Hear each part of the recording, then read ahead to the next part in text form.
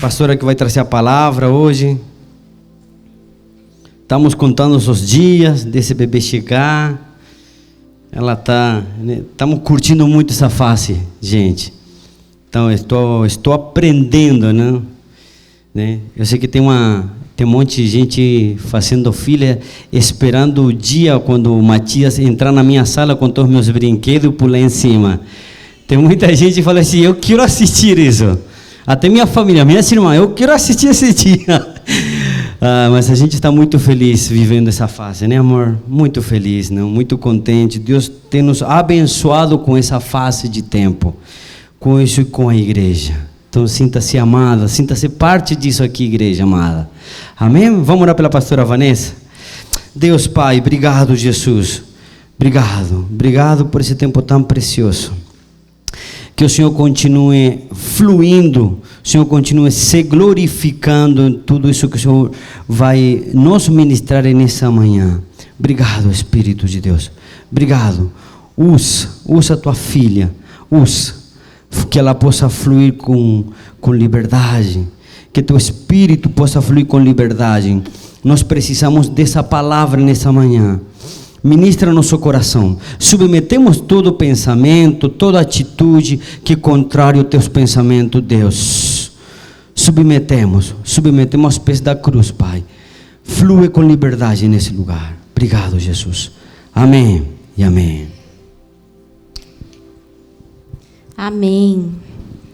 Antes de começar a palavra, eu queria dividir com vocês uma alegria nossa, que o Departamento Kids, né, o Departamento Infantil, está fazendo.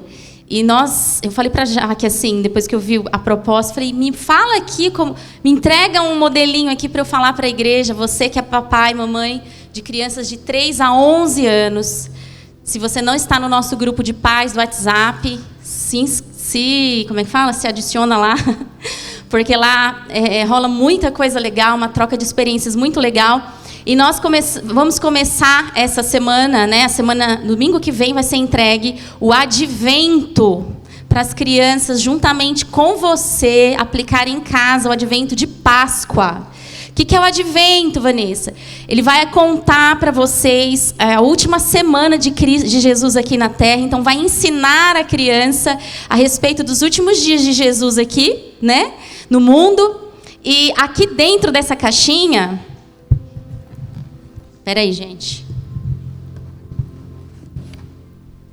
Aqui dentro da caixinha tem alguns materiais que essa criança vai ganhar para você fazer com ela. Então, são os pais que vão ler o advento, que está todo escrito aqui, impresso com muito carinho, com muita graça.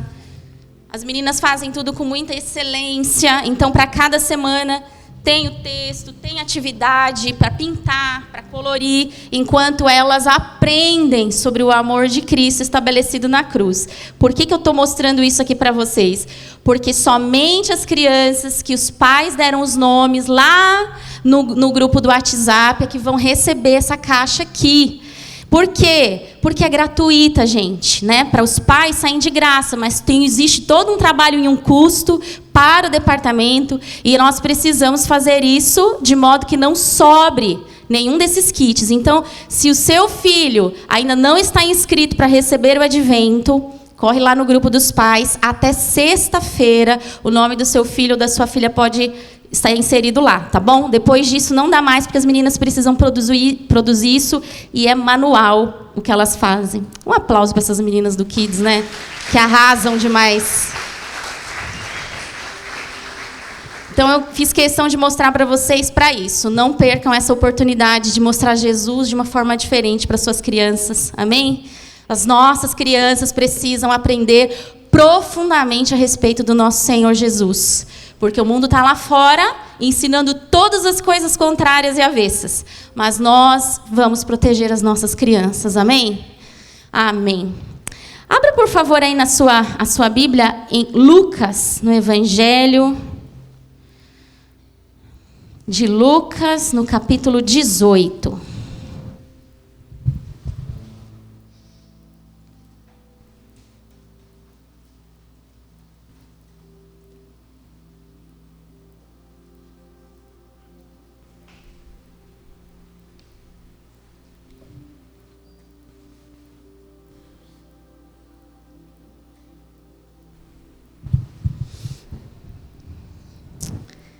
Amém?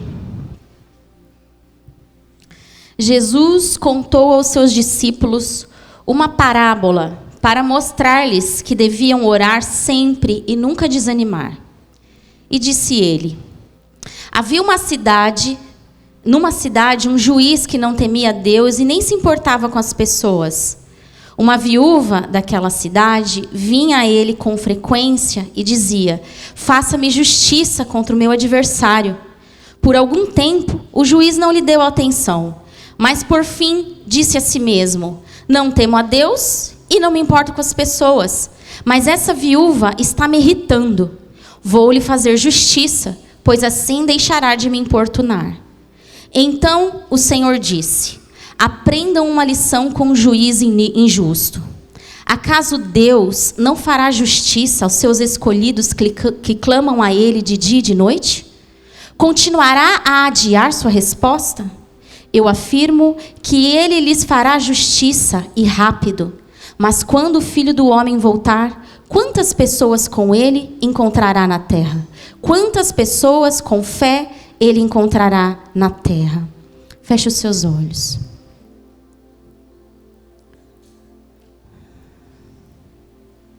Nós colocamos o nosso coração diante de Ti, Rei nosso. Porque diante das Escrituras, quando há iluminação do Teu Espírito, a nossa alma emudece. E atentamente, Senhor, queremos aprender do Teu Espírito. Nós desejamos, Deus, que a Sua palavra traga vida e vigor sobre nós. Nós desejamos que a Sua palavra traga luz e verdade. Dá-nos, Senhor, a oportunidade de viver e ver as Escrituras de um modo tão diferente. Tantos de nós precisamos ser atravessados, Deus. Todos nós precisamos ser atravessados pela palavra da verdade. Que haja, Senhor, nessa manhã, um desfrutar do Teu Espírito de uma forma diferente. Não há nada, Senhor, que a minha voz possa fazer, nem os meus estudos. Mas a Sua presença muda tudo. Então eu peço que a Sua graça, o Seu vigor, toda a autoridade que o Senhor tem, possa ser derramada hoje aqui, à medida que o Senhor preparou nessa manhã. Para que os corações, os nossos corações se encontrem com a Sua santa presença. Eu não quero letra, nenhum de nós precisamos de letra, de textos. Nós precisamos do Seu Espírito, que muda as coisas de lugar, que nos tira de prisões, que abrem os nossos olhos, que nos fazem ver coisas que não víamos. Então, nesta hora, ó Deus, o meu Abba, nosso Abba, libera Seus anjos sobre este lugar. Circula-nos com o Seu poder, enquanto o Teu Espírito nos ministra e mexe em nossa terra, no nosso coração, Senhor. Eu quero clamar para que a Tua presença, Senhor, faça aquilo que nenhum de nós somos capazes de fazer, atingindo o mais profundo da nossa alma, inundando o nosso espírito, Senhor, com palavras de vida, e que a gente saia daqui de uma maneira muito diferente de como entramos. Esse é um momento onde só o Teu Espírito, Senhor, pode traduzir para cada coração o que o Senhor quer dizer. Então, que a Tua graça faça isso conosco. Nós entregamos este tempo, entregamos, Senhor, nossa mente, cada espírito aqui, entregamos cada vida nas Suas mãos e pedimos: encha-nos, porque temos fome de Ti. Em nome de Jesus. Amém, amém. Esse texto, ele vai falar sobre oração, não é? A oração, queridos, ela é todo o suprimento, ela é comida no nosso espírito, não é? Quando a gente vai para o Senhor, quando o Senhor nos atrai com essas cordas de amor e nós rendemos a nossa vida a Ele, a nossa vida é inundada com novas características, e uma delas é a gente começar a conectar com o Senhor de uma forma diferente. Eu estava falando com alguém essa semana, não me lembro quem, que às vezes a gente encara a nossa vida de oração como uma obrigação e uma disciplina apenas, né? Eu tenho que fazer. Mas a grande realidade é que a oração, ela é um portal sagrado de encontro entre você e Deus. E Ele distribui para nós uma dinâmica de vida muito fresca todas as vezes que paramos para falar com Ele. Mas isso é aprendido e desenvolvido. Não é de um dia para o outro que a gente absorve o que é essa vida de oração. É quando de verdade a gente obedece ao Senhor e a gente está lá, mesmo quando o nosso desejo não estar. Algumas pessoas têm essa dúvida: como é que eu vou parar para orar se eu nem tenho vontade de orar? Eu quero dizer a você que a nossa vontade, a maioria das vezes, não vai colaborar com aquilo que é bom. Você tem vontade de treinar? Alguns têm, né? Mas a maioria não. Mas a gente vai assim mesmo. Por quê? Porque a gente precisa ir. Você tem vontade de fazer dieta? De comer menos doce? Não temos vontade. Mas a gente faz o quê? A gente, na verdade, tem vontade de comer pudim, de comer bolo. Mas quando a gente percebe que a gente precisa ter uma saúde, que a gente quer emagrecer, que o médico está avisando para a gente que o fígado não está bom, o que a gente faz? A gente se submete ao que a gente não quer fazer. Não é verdade? Quantos aqui levantam super dispostos para ir trabalhar? Todos os dias. Olha lá, temos uma. Todos os dias acorda disposta. O marido tá falando que não é bem assim. O que acontece com a gente é que a gente tem que ir trabalhar, não é verdade? Não adianta ligar para o chefe: chefe, hoje eu não estou afim, vou ficar em casa porque o sono está muito bom, a cama está deliciosa. Não existe isso. Então a gente se disciplina a entrar num estilo de vida que a gente precisa, porque o mundo dos adultos conta com responsabilidades, não é verdade? Conta com responsabilidades. Mas, às vezes, você vai treinar sem vontade, você está lá e você é invadido por aquele hormônio bom, não é? E aí você gosta, acaba curtindo com o tempo. Quero dizer que a vida de oração, em relação à nossa decisão de estar lá, ela é muito igual. Se você entende que aquilo é necessário para a tua vida e não é só para o teu espírito, você é um ser espiritual. Amém? E todo o seu corpo físico, a sua alma e o seu espírito, todos eles estão embutidos nessa vida espiritual que você tem. E se a gente não parar para a gente ouvir ao Senhor todos os dias, a gente vai sair tropeçando aí fora e as contas vão chegar. Como tudo na vida. Então, nem sempre a nossa vontade inclina para aquilo que a gente precisa fazer. Nem sempre você vai estar disposto a orar, mas vai lá mesmo assim. Sabe por quê? Porque quando você para você ter aquele momento com o Senhor, às vezes você não sabe nem o que você vai dizer. Se você está ali em obediência, existe algo sobrenatural que os seus olhos, os meus olhos não alcançam, mas que acontecem naquele lugar entre você e o Senhor. E começa-se a construir um tipo de vida completamente diferente do que você já viveu. Mas isso é rotina todo o tempo. É submissão o tempo inteiro. E daqui a pouco, a nossa vida de oração ela se torna dinâmica. Ela não fica rotineira, ela não fica tediosa. Gente, na gravidez a gente esquece as palavras. Eu estou experimentando muito disso, vocês me perdoem. Daqui a pouco, a sua vida com Deus se torna dinâmica. Isso acontece com todos os filhos e filhas que se prestam a quererem descobrir o segredo de viver uma vida dentro de Deus. E permitirem-se viver uma vida de Deus dentro de nós.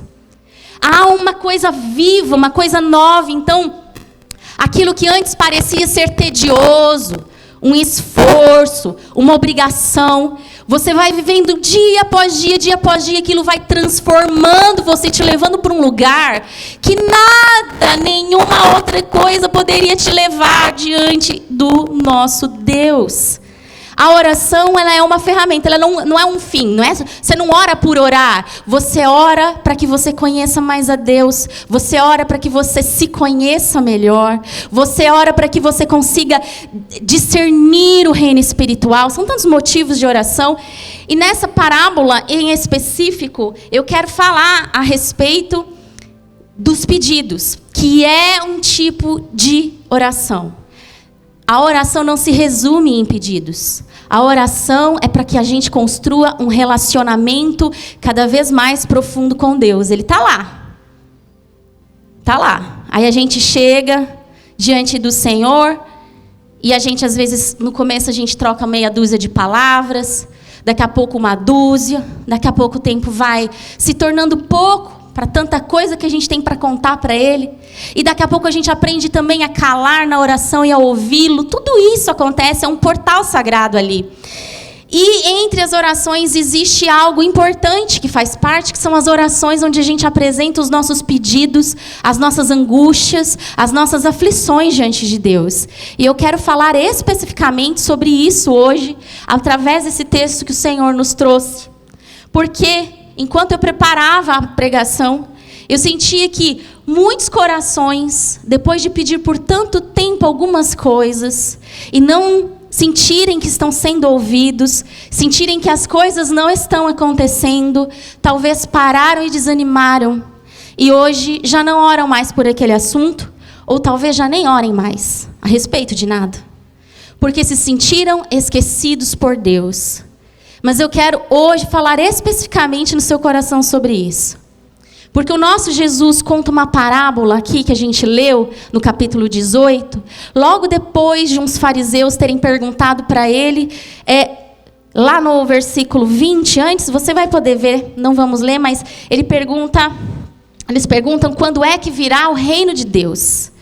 E Jesus fala assim: o reino de Deus já está entre vocês.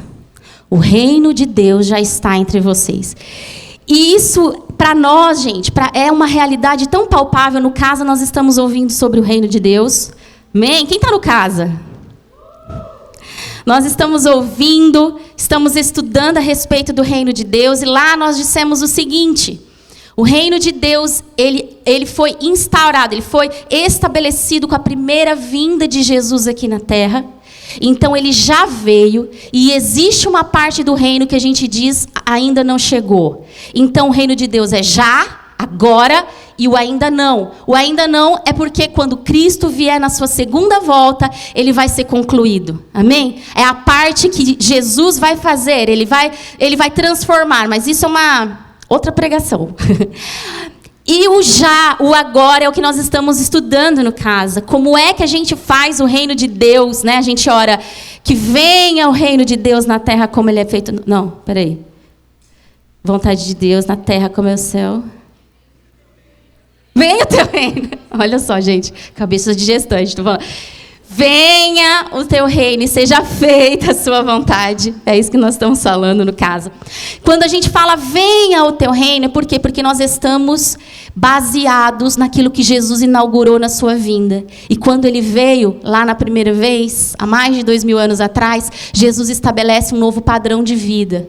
E ele mostra para os discípulos como viver.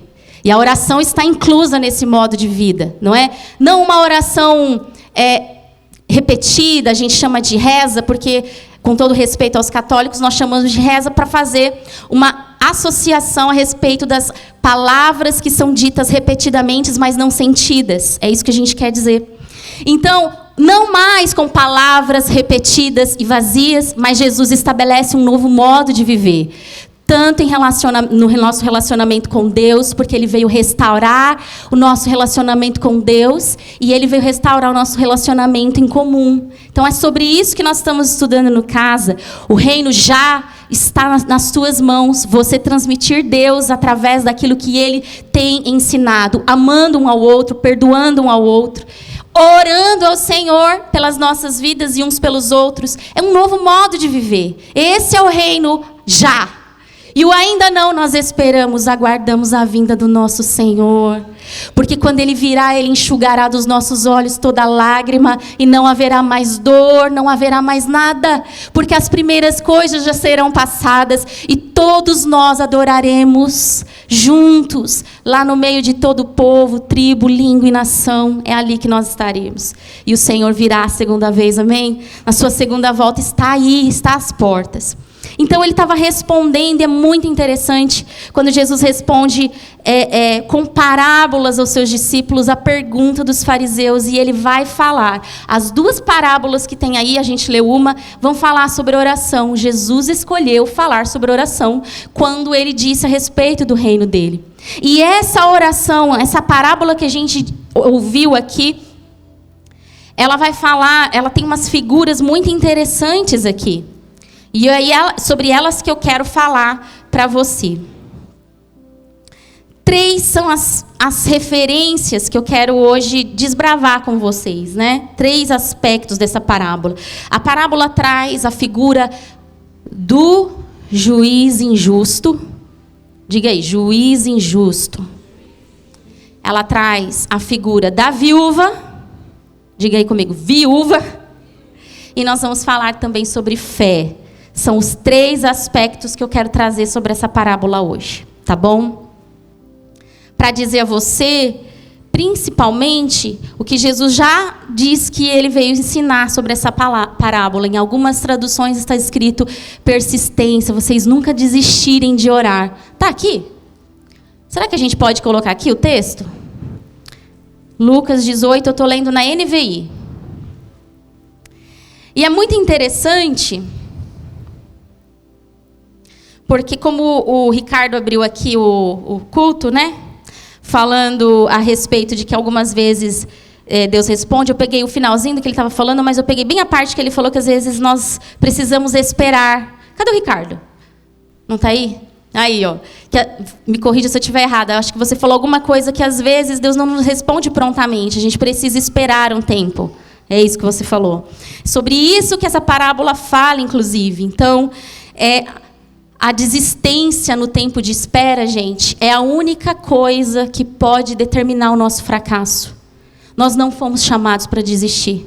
Nós fomos chamados para confiar num Deus soberano e que sabe nos posicionar e sabe as horas certas de agir. Amém? E lá no primeiro versículo está escrito a palavra desanimar. Está vendo? Ó, Jesus contou aos seus discípulos uma parábola para mostrar-lhes que deveria orar sempre e nunca desanimar. A palavra desanimar no grego diz originalmente não ceder o mal.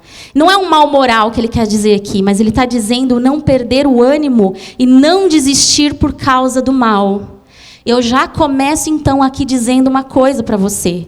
Quando você se prontificar a orar por algo específico, que o seu coração está desesperado, buscando no Senhor, muitas vezes você vai lidar com muitas circunstâncias ruins, com o mal. Nessa parábola, o mal é representado pelo juiz. Os juízes, naquela época, que julgavam as causas das pessoas, eram para ser seres confiáveis. Alguma semelhança com hoje em dia? Eram para ser pessoas confiáveis, mas a maioria dos juízes, eles não eram pessoas confiáveis. Eles eram pessoas que queriam suborno financeiro.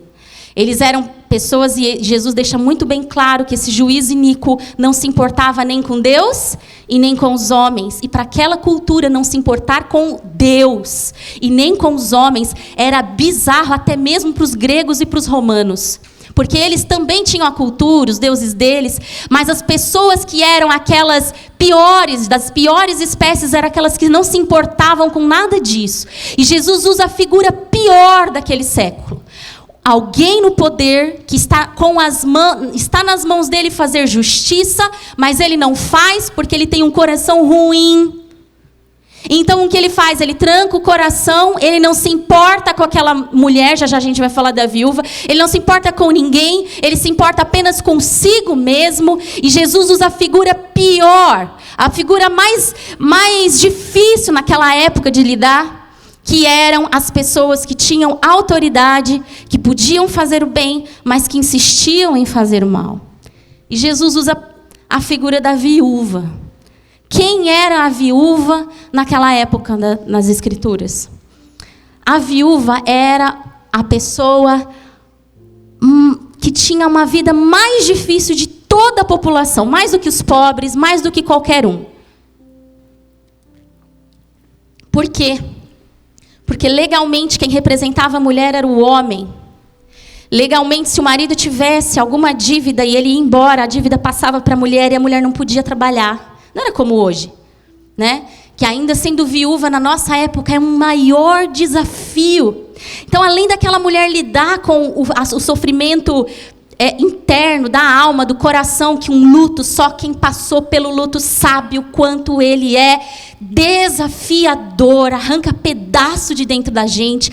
Além dela ter que lidar com tudo aquilo, ela teria que cuidar dos filhos sem poder trabalhar. Então, ela estava fadada a uma miséria profunda. Ela estava entregue para sempre receber doações, mas não só isso, como se bastasse. A mulher viúva era uma mulher frágil, porque não tinha o homem na cultura deles para protegê-la. Então existiam muitas pessoas que exploravam as viúvas. Jesus batia nisso. Jesus um dia disse assim: vocês, escribas e fariseus, que frequentam as casas das viúvas, falando que vão orar por elas, mas vão lá para comer a comida delas. Vocês se lembram desse texto? Jesus defendia aquela mulher, porque essa mulher representa o nosso estado mais miserável, de que todo ser humano um dia vai experimentar. Não estou falando de miserabilidade financeira. Eu estou falando quando a gente está desesperado por algo, sabe? Quando a gente precisa de verdade de alguma coisa, de uma intervenção divina, e a gente se dá conta de que a gente não é capaz de defender a nós mesmas ou de fazer qualquer coisa por nós mesmos. Os nossos recursos não dão conta. Quantos já passaram por situações assim? Quantas vezes a gente vai desesperadamente, a gente não tem outra opção, a gente não tem recurso, nada que a gente possa fazer, não há dinheiro, não há amigos, não há nada que possa ir a favor de nós. Nós precisamos de uma intervenção e de um milagre. E todo homem e toda mulher em alguma vez na vida vai passar por um tempo assim. E eu quero dizer para você que isso não é uma maldição. Quero dizer para você que nos tempos de maiores adversidades, na hora que estas coisas acontecerem, quando você se deparar que você não consegue fazer algo que você achou que você conseguiria, que você não está dando conta de fazer uma coisa que você achou que conseguiria, quando a vida de repente mudar o cenário e você estiver vivendo um quadro que você nunca imaginou que você passaria, quando a sua vida dá aquele golpe, você recebe uma notícia que você jamais gostaria de ter recebido, eu quero dizer uma coisa: você tem um Deus. Existe um Deus nos céus. E Jesus usa na parábola a figura do juiz injusto. Para quê? Para fazer um paralelo, um contraponto com o próprio Pai Celestial. Porque enquanto o juiz não se importava com os homens, Cristo morreu no seu lugar e no meu lugar para nos gerar vida e ouvir cada balbucio nosso no tempo de aflição. Aquela viúva representa exatamente aqueles que não têm lugar de fala e que, apesar de toda circunstância difícil, está sendo explorada por alguém, porque ela vai pedir ajuda ao juiz por um adversário que está lá com ela. Vamos no versículo para ver. Está no versículo 3.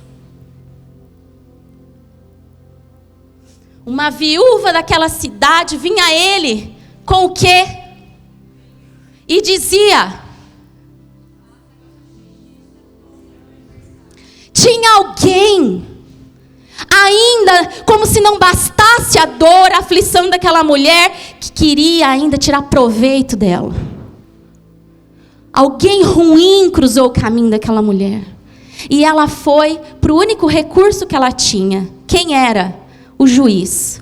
Mesmo ela sendo mulher e não tendo voz, essa mulher demonstra uma fé da qual Jesus procurará e está procurando nestes dias. Ele fecha essa passagem que nós lemos dizendo: porventura, quando o Filho do Homem voltar, ele encontrará fé na terra? pois é o tipo de fé que o nosso Senhor procura. Aquela fé que, apesar de todo num cenário contrário, apesar de até mesmo o único ambiente que ela tinha para pedir ajuda estar contaminado, esta mulher frequentemente estava diante daquele juiz para dizer a você que nós, filhos de Deus, você que está conhecendo Jesus agora, você que talvez nunca ouviu falar desse Jesus, você tem um lugar de acesso livre para um Deus que está muito além da bondade que você imagina que Ele tem. E o Senhor vai trabalhando em nós enquanto nós clamamos. E é um dos segredos da oração mais extraordinários que eu tenho aprendido. É que a gente começa pedindo ao Senhor e clamando ao Senhor por algo que pontualmente a gente está desesperado, está entristecido, talvez uma perda. E enquanto nós estamos ali orando e você fala assim, Deus não está me ouvindo. Eu estou aqui pedindo isso faz tanto tempo, mas parece que nada muda, nada muda. Ao fazer essa mensagem, essa pregação, eu me lembrei que existe um pedido que eu faço há 8 anos, todos os dias, ele ainda não foi atendido. Mas o meu Redentor vive. E enquanto eu oro, enquanto você apresenta a Deus o seu pedido em oração, é isso que eu ia dizer, algo extraordinário que acontece, porque você pensa que Deus não está fazendo nada. Mas eu preciso lembrar a você que o que a gente vê e percebe é uma pequena parte de um universo inteiro do que está acontecendo. A gente custa ver, porque às vezes a gente está inebriado pelo sofrimento, porque a gente, de fato, a gente tem as nossas limitações humanas, mas todas as vezes que você se ajoelhar e clamar a Deus com fé, e a fé já vou falar sobre ela, um aspecto que eu quero dizer hoje, todas as vezes que você se ajoelhar diante de Deus, levando as mesmas orações, até parece, existe algo que acontece dentro de você e de mim. E enquanto eu começo a clamar a Deus, ó Deus, o Senhor sabe do meu sofrimento, existe tanta dor dentro de mim, Deus, e eu quero viver algo novo, Deus, mas eu não estou vendo, Deus. Eu não estou vendo as coisas mudarem em torno. Ou você esteja orando por alguém, Deus, essa pessoa que está afastada, essa pessoa, Senhor, que talvez tomou um rumo, um caminho do qual, Deus, eu sei que isso está fazendo mal, Deus, mas eu não vejo a sua mão sobre ela. Então, há uma movimentação espiritual à sua volta. E o Senhor começa a trocar as suas palavras. Então, de repente, a sua oração que parecia de um jeito... Ó Deus, eu não consigo viver sem isso. Ó Deus, como é que vai ser isso? Meu coração está com tanto medo. De repente, você no primeiro dia sai de lá desolado, no segundo desolado. Mas de repente, você começa a perceber que suas palavras começam a ser trocadas nessa oração. Parece aparentemente que nada mudou, mas aqui dentro as coisas começam a tomar uma nova forma. Parece que os nossos olhos interiores vão sendo abertos, a gente vai se abrindo para algo novo, algo fresco. Então a visitação do Senhor se torna um pouco mais aparente. E a gente percebe que o tempo de espera não é porque Deus não quer te ouvir, é porque muitas vezes a gente ainda não esteve preparado. Deus está preparando aqui.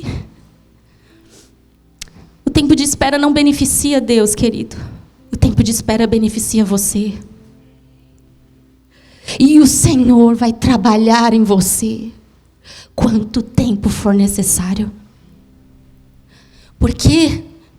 Porque o anseio do coração de Deus é mudar você e a mim e nos tornar mais parecidos com Jesus.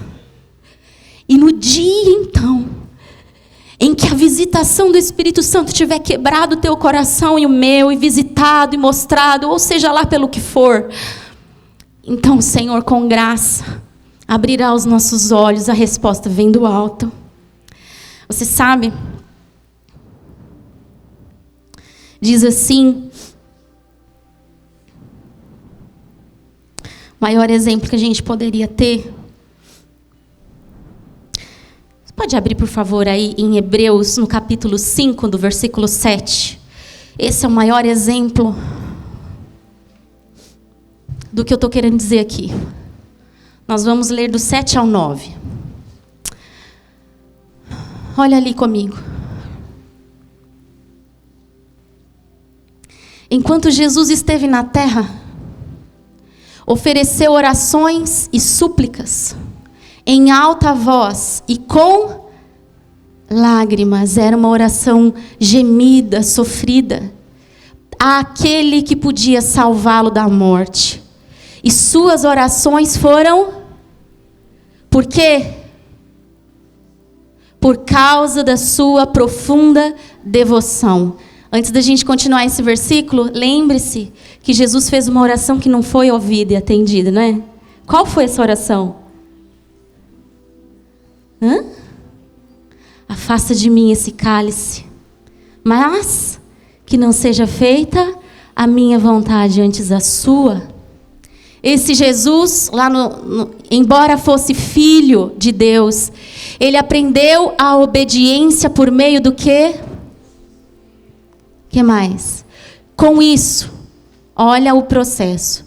Foi capacitado para ser o sumo sacerdote perfeito e tornou-se a fonte de salvação eterna para todos os que lhe obedecem.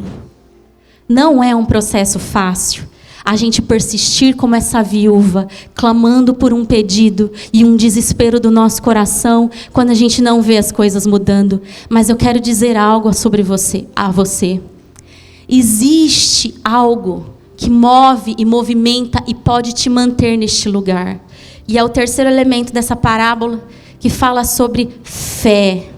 Jesus disse: será que quando eu voltar encontrarei fé na terra? Fé não é um pensamento positivo de que algo vai dar certo, vai dar muito certo. Fé é você acreditar que Deus, Ele é soberano e Ele ama você. Fé é você acreditar que mesmo no meio do caos, Deus está porque Ele disse que estaria. Que mesmo no meio das trevas, das sombras, mesmo em meio do pavor, porque existem dias que nós ficamos assim, mesmo em dias difíceis e desafiadores, o Senhor, o nosso Deus, disse que vai estar comigo até o fim, até o último dia. Então eu creio que Ele estará lá. Fé não é movimentada por um cenário ideal, porque aí não seria fé. Fé é movimentada exatamente e principalmente num ambiente não favorável. E aí algumas pessoas dizem: Deus está provando a minha fé para saber até onde ela vai. Não, querido, Ele sabe onde a sua fé vai. Ele está, na verdade, proporcionando uma experiência para que você teste a sua fé. Para que você saiba o quanto você é capaz de dar, de entregar. O quanto você é capaz de superar coisas que parecem insuperáveis. O quanto você é capaz de entrar na presença do Senhor. E quando eu falo entrar, porque eu sei que a gente vive nessa presença, mas o que está na minha cabeça quando eu falo entrar na presença do Senhor é aquele mergulho profundo na presença de Deus. É quando a gente rasgadamente diante de Deus derrama a nossa alma e entrega situações que antes estavam muito difíceis de serem entregues. É quando a gente tem uma troca dentro de nós, dizendo: ainda que eu morra, como Jó disse, ainda que eu morra, eu sei que o meu Redentor vive e que Ele se levantará sobre a terra. Há uma troca de valores nessa hora. E quando a nossa fé é provada, e aqui eu me lembro do sacrifício de Abraão, foi até falado no domingo passado, de uma forma obviamente maravilhosa pelo pastor Adriel, e ele citava a entrega de Abraão, e ele falou uma coisa que cabe exatamente no que eu estou dizendo aqui. Para Abraão, Isaac já tinha morrido, porque ele havia decidido entregar o Isaac. Gente, é esse nível de fé que movimenta o reino espiritual. Quando aqui dentro os ídolos se quebram, as dores se vão e a gente consegue contemplar o nosso Deus que está conosco. E eu quero compartilhar com vocês uma experiência. Alguns, os que não são daqui, não conhecem essa história. A história de que eu e o Arnaldo estávamos tentando e buscando engravidar, faz uns 2 anos. E todas as vezes que eu ia no médico, para rotina, no ginecologista para rotina, eles me diziam a mesma coisa. Eles diziam assim: você já está muito velha para engravidar. Gente, eu tenho 40 anos. E na época eu tinha 38, depois 39, né? E todas as vezes eles diziam assim: você já está muito mais velha para engravidar. Se você não engravidar em 6 meses, você vai precisar fazer uma inseminação, ou você vai precisar fazer de outra forma. Teve um médico que me deu até o cartazinho da clínica dele de reprodução. E todas as vezes eu saía de lá, um pouco chateada, mas eu dizia assim: se o Senhor quiser me dar filhos, Ele me dará filhos. Mas eu ficava um pouco chateada, até saía das consultas e falava para o Arnaldo, né? Falei: amor, disseram tal coisa, tá. Daí teve, em dezembro agora, a minha consulta, eu não estava grávida. E eu cheguei na consulta, e era a primeira vez que eu ia naquela médica, e aquela médica me disse a mesma coisa. Ela disse assim: Vanessa, você já tem 40 anos. Ela disse para mim: é muito mais difícil você engravidar do que uma mulher de 30. Você e seu marido já pensaram em outra maneira de engravidar? Eu disse: não, nunca falamos a respeito. Ela disse: então está na hora de falar. Eu te dou 4 meses. Ela disse: 4 meses. Se você não engravidar em 4 meses e você quiser mesmo ser mãe, a gente vai precisar entrar com outros recursos. Naquele dia, naquele consultório, uma enxurrada de emoção tomou conta de mim. E não falava só sobre a maternidade. Nós tivemos um ano muito difícil ano passado. E parece que aquela fala dela e meu coração, enfim, começou a repassar algumas frustrações, algumas dificuldades que nós passamos no ano passado. Foi um emaranhado de coisas na minha cabeça, eu nem sei muito bem o que foi que aconteceu. Eu fui para o carro, o Arnaldo estava me esperando no carro, eu só disse assim para ele, diferente das outras vezes que eu ficava falando, dessa vez eu só disse assim para ele: a médica disse que se nós não conseguimos em 4 meses, a gente vai precisar engravidar de outros meios. Mas nós não temos dinheiro, então, amor, a gente precisa lidar com aquilo que o Senhor quiser nos entregar. Se não for para ter filhos. E eu fiquei quieta. Mas a minha cabeça não estava na maternidade necessariamente. Parece que tudo aquilo, o meu ser foi invadido por algumas, talvez, questões que existiam dentro da viúva aqui. Da viúva Vanessa, no caso. Não viúva, né? Vocês estão entendendo o que eu estou falando, né? Pelo amor de Deus. Não viúva, de fato. Não, meu amor, eu quero que você fique vivo até os 100 anos. Estou dizendo da viúva aqui, ó, na parábola. Deus me livre. Então eu fui invadida talvez por algumas questões onde as nossas misérias humanas às vezes deixa para trás, né? Deixa para lá, mas o Senhor sabe o que tem dentro de nós. Às vezes a gente acha que já passou, já superou, já foi, mas algumas coisas elas começaram a vir. Eu me lembro que eu fui orar aquela semana, mas gente, nós estávamos orando já há 2 anos pela gestação. Eu já tinha até entregue, já tinha falado aqui em púlpito. Eu tinha feito uma oração dizendo assim: Deus, se o Senhor não quiser que eu gere um filho, tudo bem, eu sei que o Senhor sabe o que é melhor, só não me deixa viver com aquela sensação de que me falta algo. Eu quero que o Senhor complete a minha vida de forma que eu seja plena. Eu quero aceitar a sua vontade, mas eu quero aceitar de verdade. Eu já tinha feito essa entrega. Mas, naquela semana, como eu disse para vocês, era um turbilhão de coisas dentro de mim. E eu fui parar para orar no meu devocional, estava sozinha em casa. E eu sempre procuro orar ajoelhada. É o meu jeitinho, eu gosto de orar assim. Mas existem algumas orações específicas que eu fico em pé. Essas são as orações onde sai força. Não é um quebrantamento, é uma força. Eu nem sabia o que eu ia orar. E eu comecei a andar pela minha sala. E eu fui levada num tipo de oração que não era algo que eu poderia ter declarado. As declarações pulavam de dentro de mim. Eram muitas declarações, eu não pedi nada, eu só declarava. Eu fazia declarações tão profundas a respeito de tantas coisas. Elas começavam a vir com força, com uma realidade. Parecia que era tão profundo aquilo para mim. E eu nem pensava nessas coisas. Eu falava, nossa, isso aqui tudo está guardado. É o teu Espírito impulsionando, lançando para fora. E eu fiquei um tempão andando para lá e para cá.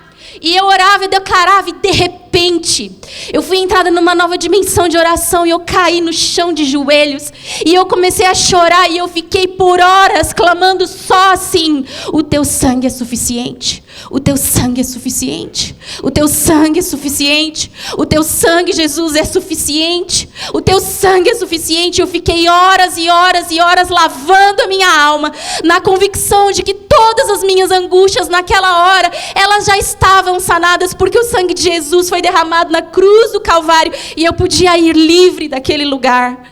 Então eu levantei revigorada. Eu não pedi nada, Deus não me disse que ia me dar nada, mas eu saí de lá lavada pelo sangue de Jesus. Na semana seguinte, ou 2 semanas depois, Adriel veio fazer uma reunião. Sempre quando ele vem, ele procura estar com a gente, os pastores, antes de vir para cá. Então, a gente teve uma reunião no sábado. E eu estava ainda muito silenciosa. Não tinha compartilhado com o Arnaldo, com ninguém. Aquilo era meu. E a gente estava na mesa do café. E o Adriel começou a ministrar a nossa vida. E ele começou a falar frases que eu havia dito na minha oração, nas declarações. E eu fiquei espantadíssima, porque eram as mesmas palavras que eu disse. E ele começou a ministrar, porque naquelas declarações era uma mistura de ministrar, junto, sei lá o que foi aquilo. E ele começou a falar aquelas frases. E quando eu ouvia cada uma delas, e eu fiquei, meu Deus, o que é isso? E Deus falou comigo, eu te ouvi. Ele disse uma vez ali, e eu fiquei, o que será que Deus está querendo dizer com isso, né? Ok, nós viemos então para o culto. Adriel fez a pregação, como sempre, maravilhosa, tão profunda. E no meio do púlpito ele foi dizendo mais frases do que eu disse. E Deus disse de novo para mim, eu te ouvi. Queridos, na semana seguinte eu engravidei. Eu não pedi para Deus para engravidar. Eu só queria experimentar a liberdade da presença de Deus, estar livre com o meu coração, livre para adorar o Senhor sem peso algum. E o Senhor, tão generoso, nos deu Matias. E eu quero dizer o que para você sobre isso? O tempo de espera amadurece a gente, para que no tempo certo, quando o nosso coração não estiver tão preso, tão cheio de revolta, tão cheio da dor, para que a gente possa se abrir para algo fresco da parte de Deus.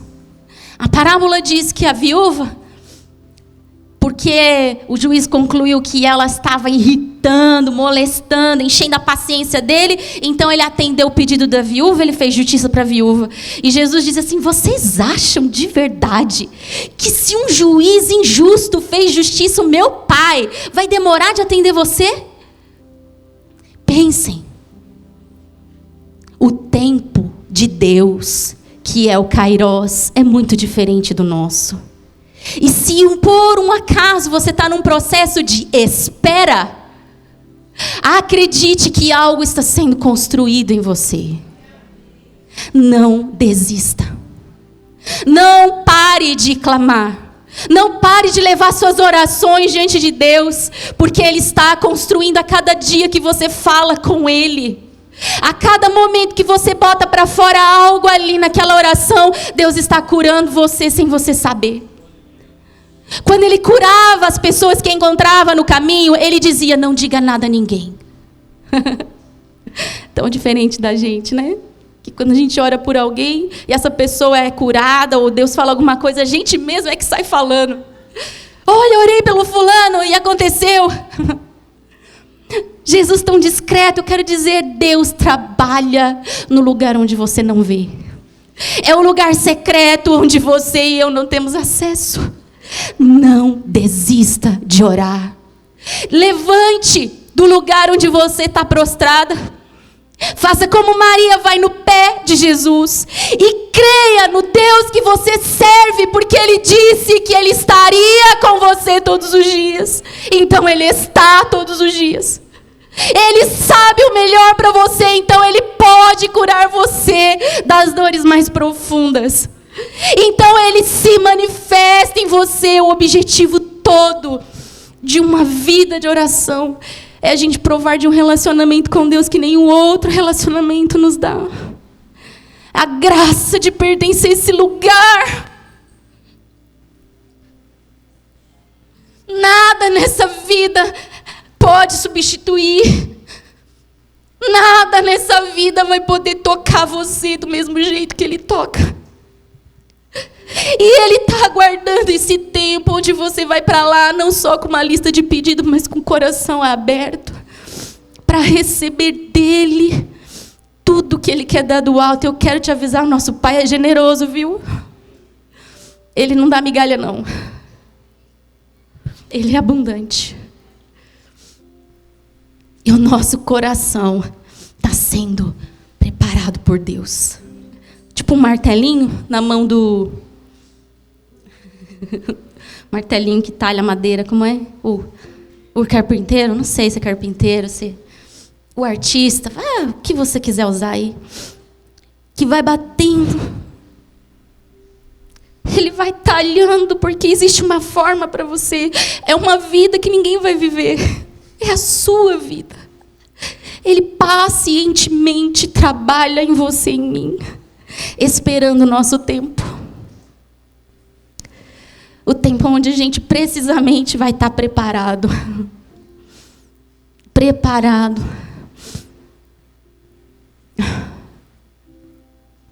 Eu quero orar com você.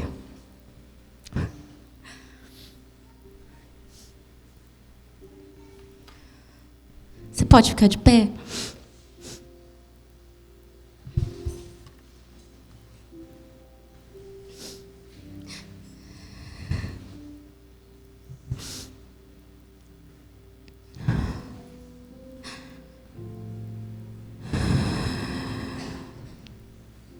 Se você entre nós desistiu de alguma oração específica, desistiu de Deus, desistiu porque você se sentiu desamparado, eu quero dizer a você, volte para esse lugar. O Senhor está te chamando. Volte para esse lugar. Há muita graça. Há muita graça. Há uma purificação de alma. Há uma liberação nova.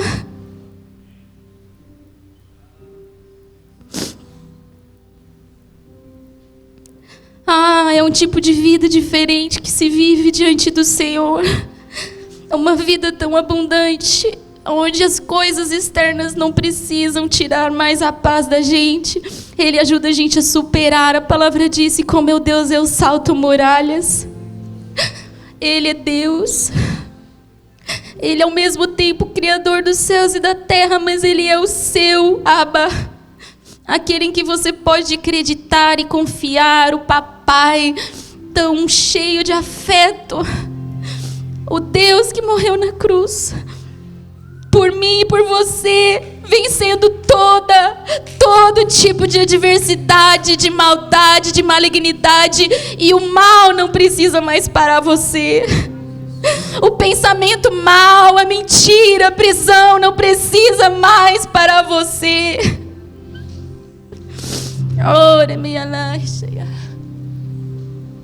Oh Deus, oh Abba, que sagrado é este lugar de encontro com o Senhor. Quando nós paramos um pouco para perceber que essa porta está aberta o tempo inteiro. Às vezes a gente não vai ter o que dizer, às vezes dói tanto. Mas eu quero, Senhor, orar pelos meus irmãos, para que cada um deles, na sua experiência, no seu tempo de vida, naquilo que eles estão vivendo agora, Senhor, que eles possam descobrir a realidade desse lugar sagrado, de abrir a alma ao Senhor e não parar de orar, mesmo que pareça que as coisas não estão mudando. Ó Deus, nós cremos naquilo que o Senhor disse aqui, foi o Senhor quem disse. Continuem orando, eu quero encontrar fé em você, eu quero que você confie que eu estou com você, eu quero que você confie no meu amor, eu quero que você confie na minha presença. É isso que o Senhor está dizendo aqui. Eu peço, ó Abba, tantas coisas a serem vencidas aqui dentro de nós para chegarmos nesse lugar. São tantos medos, Senhor, mas nós depositamos todos eles aos pés da cruz do Calvário. Aos pés da cruz do Calvário, porque lá o Senhor absorveu toda a morte. Lá o Senhor absorveu toda a dor. Lá o Senhor, Deus, absorveu os nossos pecados para que nós pudéssemos sairmos livres, crendo em quem o Senhor é.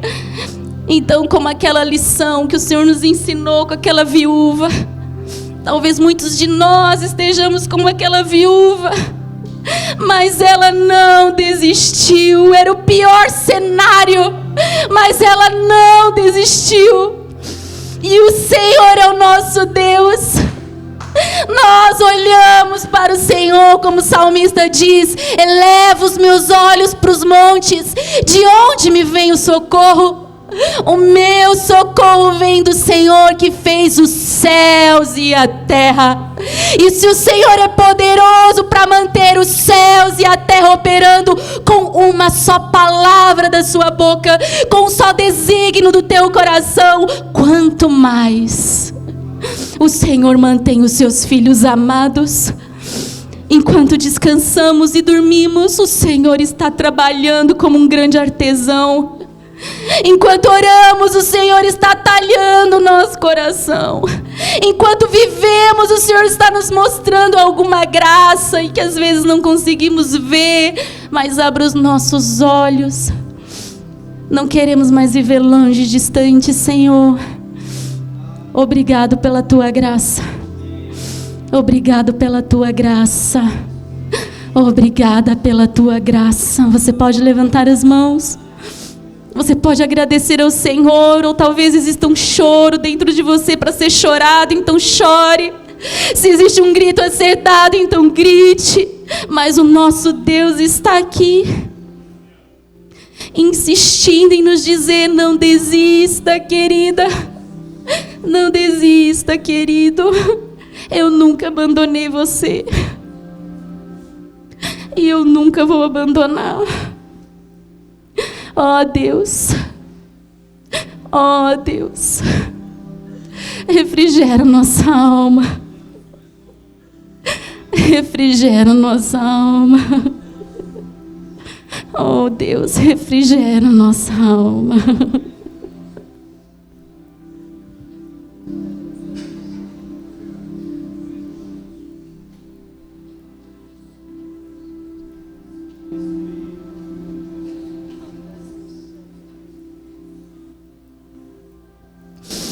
Aleluia, aleluia, aleluia,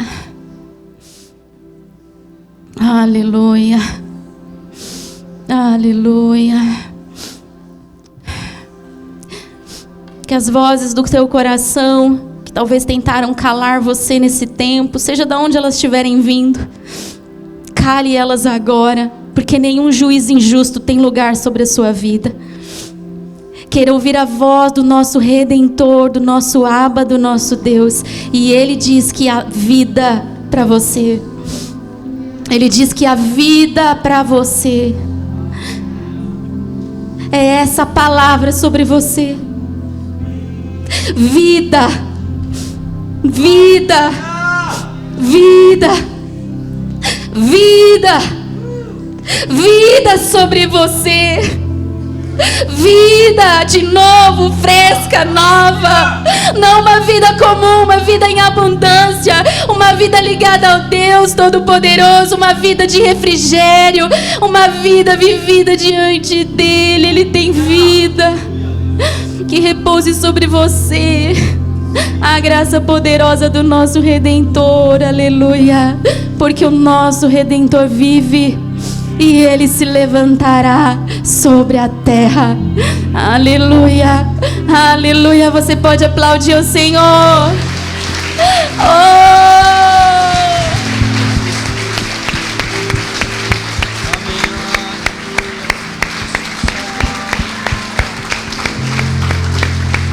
Deus, aleluia.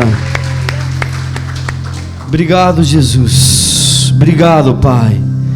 Obrigado por nos proporcionar esse tempo. Obrigado por nos proporcionar essa mesa onde o Senhor nos mostra a sua bondade com as nossas vidas. Obrigado, Espírito de Deus. Obrigado, Jesus. Obrigado. Pegamos essa porção que o Senhor deu nessa manhã para nossas vidas, levamos com a gente, levamos no nosso coração, nos nossos pensamentos, para que nessa semana isso continue ministrando no nosso coração. Obrigado, Espírito de Deus. Obrigado. Levante sua mão para o Senhor e agradeça a Deus. Agradeça mais uma vez. Agradeça do teu coração, das tuas palavras. Fale assim: obrigado, Jesus. Obrigado, Jesus. Obrigado, Jesus. Obrigado pela tua palavra. Obrigado por falar comigo. Obrigado por me mostrar quanto o Senhor ainda me ama, quanto ainda o Senhor tem sonhos com a minha vida. Obrigado, Jesus. Obrigado. Obrigado, Pai. Descansamos nos teus braços. Descansamos nossos pensamentos. Descansamos nosso coração. Descansamos tudo aquilo que nos deixa preocupado, ansioso, ou às vezes querendo até desistir. Descansamos nos teus braços. É isso que tua bondade faz, é nos mostrar que nós podemos descansar nos teus braços. Obrigado, Jesus. Obrigado por essa igreja tão preciosa, Jesus. Obrigado por cada um desses representantes de famílias que estão nessa manhã com o coração quebrantado, disposto para receber e para te buscar mais nessa manhã. Obrigado, Jesus. Receba toda a glória, toda a honra, todo o poder e toda a adoração. Amém e amém. Dá uma salva de palmas a Ele.